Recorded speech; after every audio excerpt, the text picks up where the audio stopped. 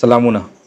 چې کله اولنې اپریشن وشو نو په وړه مامون کې ډمډوله، چینهګۍ او لوی مامون کې ډېر کلي داسې وو چې هغه راووتل، ډسپلیس شو، څانات کلي ته رال، څه ریاست ته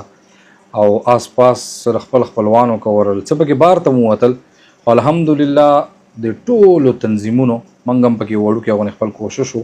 او د هغو ښه ټیک ټاک خدمت وکړو. ورسره د سرکار د طرف نه چې څه کېدل نو هغه خدمت هم ورسره وشو. هغه دور چې کوم دی هغه په خیر خیریت سره اختتام ته ورسېدو. اوس دویم اپریشن شروع شوی دی او بیا اچانک خلک راوتی دی او هغو ته ډېر زیات تکلیف دی.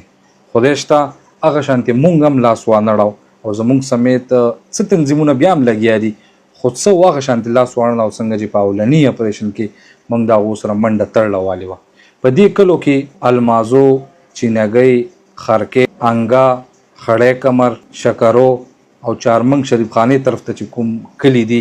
نو هغه په دې کې شامل دي او زیاتر خلک چې کوم دی هغه خپل خپلوانو کتلي دي او هلته دیره شوي دي، ځکه چې نه د سرکار د طرف نه هغه شانتې څه ایفرټ نشته دی په سټارټینګ کې چې څنګه کیمپونه لګېدلي وي یا چې کوم کانا خوراک وغیره راشن راتلو نو هغه شانت هیڅ قسم نشته دی او سره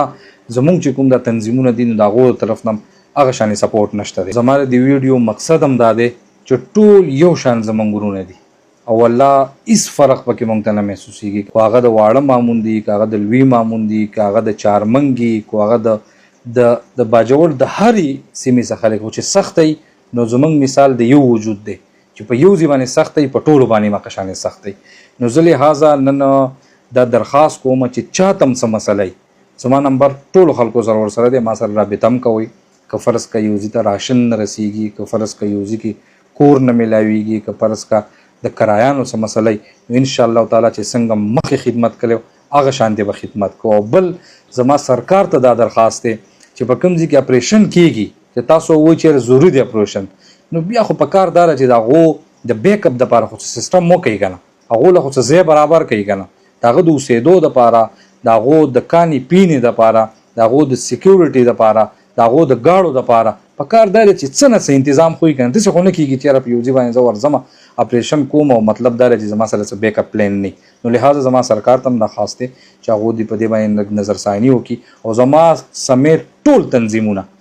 انشاءالله تعالی چې څنګه په اول فیز کې موږ اکټیو کوشش به دا کوو چې په دې فیز کې هغه شانې اکټیو ځان وساتو. ډېره مننه. الله پامان.